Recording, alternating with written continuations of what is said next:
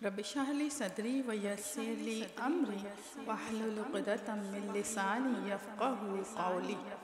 آج موضوع رکھا ہے کیا ہماری شادیاں آج کل جو ہو رہی ہیں وہ شرعی شادی ہے، اسلامی طریقے سے ہو رہی ہے، یا پھر وہ غیر شرعی طریقے سے ہو رہی ہے۔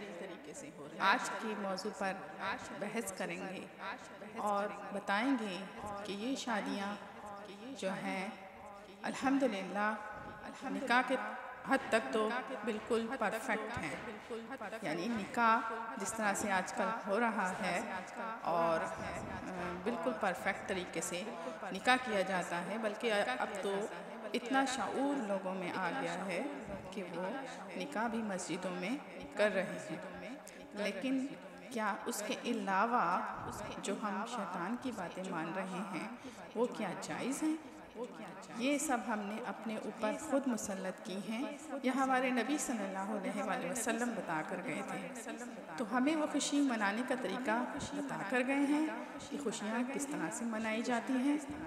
تو ہمیں جب خوشی کا ٹائم آتا ہے تو سب سے پہلے اللہ تعالیٰ کا نام لینا چاہیے، رسول اللہ صلی اللہ علیہ وسلم کا نام لینا چاہیے، اور درس کروانا چاہیے گھروں میں، چھوٹا کریں یا بڑا کریں، ایک درس کی محفل سجائی جائے جس سے اللہ اور رسول کی باتیں بتائی جائیں، یعنی قرآن کا درس دیا جائے، تو پھر شادی کا آغاز کیا جائے، اور وہاں دلہن اور دولہا کو بھی یہ بتایا جائے کہ شادی کے وقت کون سی دعائیں پڑھنی ہیں اور کون سی نہیں پڑھنی، جو نبی صلی اللہ علیہ وسلم نے سکھائی ہیں۔ بیٹی والوں کو بھی چاہیے اور لڑکے والوں کو بھی چاہیے کہ وہ طریقے سکھائیں جو سنت رسول ہیں، اور غیر شرعی رسموں کو اپنی شادیوں سے نکال باہر کریں۔ اسی میں ہماری بقا ہے، اسی میں ہماری اصلاح ہے، اور یہی ہمارا ایمان ہے۔ مکس گیدرنگ سے، یعنی ایک ساتھ مرد عورت کے اختلاط سے پرہیز کرنا چاہیے، کیونکہ اسی میں آپ کی بیٹیاں ہوتی ہیں اور آپ کی بیویاں ہوتی ہیں، اور اسی میں غیر آدمی بھی ہوتے ہیں۔ تو غیر آدمی آپ کی بیوی آپ کی بیٹیوں کو دیکھتے ہیں اور آپ ان کی بیوی اور بیٹیوں کو دیکھتے ہیں، اور خوب تیار شیار ہو کر دیکھتے ہیں۔ جب عورتیں بھی خوب گھر سے زیادہ جو گھر میں شادی رہتی ہیں، جب وہ شادی پہ جاتی ہیں تو کچھ زیادہ ہی اوور تیار ہو کر جاتی ہیں، اور مرد حضرات انہیں بڑے اچھے سے دیکھتے ہیں، اور جو فیملیز والے ہوتے ہیں وہ عام کھلے عام ایک دوسرے کو دیکھ رہے ہوتے ہیں، یعنی غیر شرعی طریقے سے اس محفل کو سجایا جاتا ہے، اور اس کو معیوب بھی نہیں سمجھا جاتا۔ یہی تو حیرت کی بات ہے کہ گناہ کو گناہ نہ سمجھنا کتنی حیرت کی بات ہے۔ اپنی عورتوں کو خود آپ کنٹرول کر سکتے ہیں، اور اپنے آپ کو خود کنٹرول کر سکتے ہیں یا کر سکتی ہیں، کیونکہ جب انسان خود اچھا ہو جائے تو معاشرہ بھی اچھا ہونے لگتا ہے۔ تو ہمیں اپنی اصلاح کی ضرورت ہے، ہم اتنا بن ٹھن کر نہ جائیں کہ غیر مردوں کی نظروں میں آئیں، بلکہ سادگی سے جائیں، کیونکہ لوگ تو باز آنے والے نہیں، ایک ہی ہال کراتے ہیں، ایک ہی میں سب بیٹھتے ہیں، لہٰذا اپنی احتیاط خود کرنی چاہیے۔ اور کیا ہمارے لیے لڑکی والوں کے لیے نکاح میں رخصت کر دینا بچی کو جائز نہیں ہے؟ کیا یہ شرم کی بات ہے؟ اتنا تو ہم محفل سجا لیتے ہیں نکاح میں بھی، تو کیا اسی میں بچی کو رخصت نہیں کر سکتے؟ ادھر ادھر سے قرض اٹھا کر ریاکاری کرنا یہ جائز ہے؟ بالکل جائز نہیں ہے۔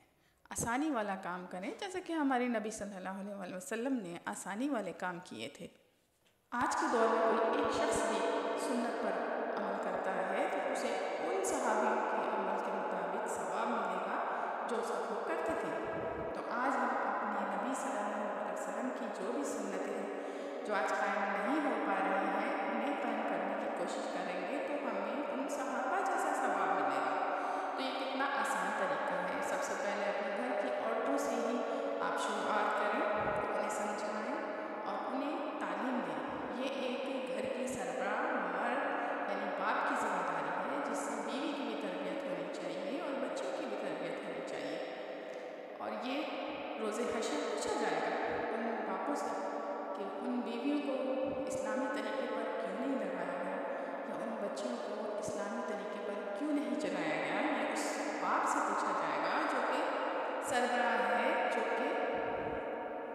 इस बाप से पूछा जाएगा कि इस्लामी तरबियत कितनी की।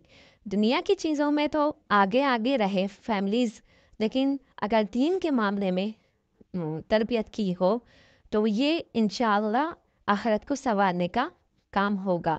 और औरतें जो कि सासें होती हैं, समधनी होती हैं, वो अगर एक दूसरे से पहले ही बात कर लिए जाए कि शादी में ये चीज़ नहीं होनी, ये चीज़ होनी है, या ये चीज़ नहीं करेंगे, तो मेरे ख्याल से मामलात और ज़्यादा आसान होते चले जाते हैं। हम सबको पता है कि मायूं एक हिंदुआना रस्म है जिसमें बाकायदा से हिंदू पीला सूट पहनाते हैं अपनी दुल्हनों को। तो क्या हम इतने एजुकेट नहीं हैं इस्लाम में कि हमें ये चीज़ें नहीं पता चल रही कि ये सब नाजायज़ तरीक़े हैं, नाजायज़ है, लेकिन इसमें बढ़ चढ़ कर हम अपनी दुल्हन को वो सूट पहनाते हैं और बाकायदा से सिलवाते हैं, और एक एंटरटेनमेंट का समा होता है, और बिल्कुल देखने में वो एक होली का स्टाइल होता है। ये जो मायो सिस्टम होता है, ये बिल्कुल होली का सिस्टम होता है, बिल्कुल हिंदुआना, लेकिन हम इससे मनाने में बड़ा फ़ख्र महसूस करते हैं। और उसके हो ना हो मायों के साथ फिर हम मेहंदी भी करते हैं, मेहंदी ले जाते हैं, लेकर आते हैं, खर्चे करते हैं, गाड़ियाँ करवाते हैं। ये सब क्या है? ये गैर शरई काम है। हमें इससे इज्तनाब करना है और अपने घर से शुरुआत करें। यकीन जाने अगर एक सुन्नत पर अमल किया है, आज के दौर में ये दौर ऐसा जा रहा है कि नेकी करना बहुत मुश्किल है, लेकिन अगर इस दौर में एक सुन्नत पर अमल किया जाए तो हमें उन सहाबा के अमल के मुताबिक सवाब मिलेगा इंशाअल्लाह ताला। और ब्राइडल को हम इतने महंगे कपड़े पहनाते हैं कि मत पूछें, 1-1 लाख के लहंगे पहनाते हुए देखा है मैंने। और वो उनका बाद में क्या हशर होता है, वो किसी काम में नहीं आते, अलमारी में पड़े होते हैं। और इसकी पूछ होगी, इस इसराफ की पूछ होगी। लोगों को क्या पता है इस चीज़ की क्या पूछ नहीं होगी, ये इसराफ में आता है। और इसराफ करने वाला क्या है? शैतान का भाई है। आपका पड़ोसी भूखा बैठा था और आपने 1-2 लाख के लहंगे पहन लिए थे, इतना खर्चा किया, और आपके इर्द गिर्द बहुत से गरीब लोग थे। अगर आप अपना पैसा मतवाज़न रखते और गरीबों को भी देते तो ये और बात थी। लेकिन आजकल जो हो रहा है वो सरासर अपनी फैमिलीज़ पर खर्च हो रहे हैं, अपनी फैमिलीज़ की जो है ख्वाहिशात पे खर्च किए जा रहे हैं, और वो भी बेजा ख्वाहिशात। ये मायों मेहंदी की कोई रस्म हमारे इस्लाम में नहीं है। और वलीमे को सुन्नती वलीमा बनाने के बजाय एक अजीब उल खलकत वलीमा बना दिया है, जिसमें LCD लगाकर और स्टेज पर डांस करते हैं मर्द औरतें मिलकर। ये क्या हमारा इस्लाम है? ये कौन लोग हैं? ये वो लोग हैं जो हम जैसे हैं, जो हमारी फैमिलीज़ वाले हैं। अगर हम इन्हें गाइड करें और इनकी अच्छी तरबियत करें अपने घर वालों की, तो ये नौबत ना आए। शादी के मौके पर गैर शरई रस्में करके और अल्लाह को नाराज़ करके नबी सल्लल्लाहु अलैहि वसल्लम की सुन्नत को पश्त पुश डालकर हम आखिर में कुरान को याद कर लेते हैं और दुल्हन के सर पे रख देते हैं कि इसकी बरकत में हमारी बेटी जाए। ये कैसी रुखसती है और कैसा है? आजकल डिवोर्स का जितना सिलसिला हो रहा है वो नाफरमानियों की वजह से हो रहा है। हम ये नहीं देखते कि हमारी आगे बच्ची का नसीब कैसे होना है। जितनी हमने नाफरमानियाँ शादियों में कर ली हैं कि क्या आया हमारा घर, बच्ची का घर इस तरह से अल्लाह ताला खुश खुरम रखेगा जब अल्लाह की नाफरमानियाँ इतनी की गई इस शादी में।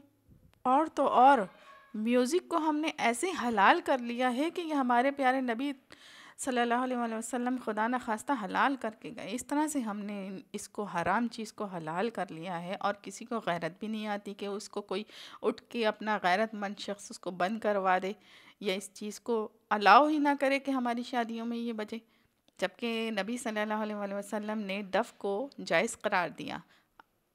अल्लाह ताला को पता था कि इंसान है और फितरती तकाज़ों को अल्लाह ताला को पहले ही पता था। इस वजह से अल्लाह ताला ने बिल्कुल ही म्यूज़िक को ना किया, बल्कि एक इंस्ट्रूमेंट है डफ़ को अल्लाह ताला ने जायज़ करार दिया, क्योंकि अल्लाह ताला को पता है कि इंसान इसके बगैर नहीं रह सकता।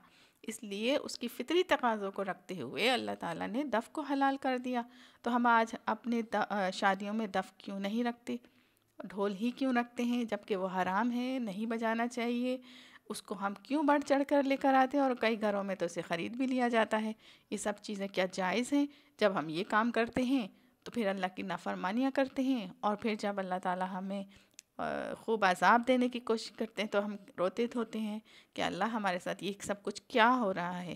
تو ان چیزوں میں احتیاط کریں، اس میں بھی آپ متقی ہوں، اس میں بھی پرہیز کریں، تو انشاءاللہ تعالیٰ اللہ تعالیٰ ہماری زندگیوں میں برکت دیں گے، ہماری بیٹیوں کی زندگیوں میں برکت دیں گے انشاءاللہ تعالیٰ۔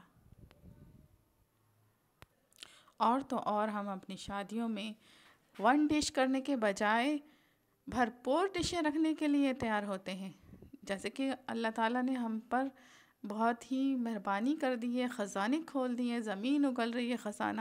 ارے بھائی، کئی لوگوں کو میں نے دیکھا ہے کہ وہ قرض اٹھا اٹھا کر یہ کام کر رہے ہیں۔ کیوں کر رہے ہیں؟ آخر کس کو خوش کرنا ہے؟ اپنے اللہ کو کرنا ہے یا لوگوں کو خوش کرنا ہے؟ لوگ تو واہ واہ کر کے چلے جائیں گے، خوش ہو جائیں گے، لیکن نافرمانی اللہ کی ہوئی تو اتنی بھی ہمیں سینس نہیں کہ ہم جان سکیں کہ ہم کس کو خوش کر رہے ہیں، شیطان کو کر رہے ہیں۔ ظاہر سی بات ہے، یہ سارے اسراف کے کام ہیں، کیوں کر رہے ہیں ہم آخر؟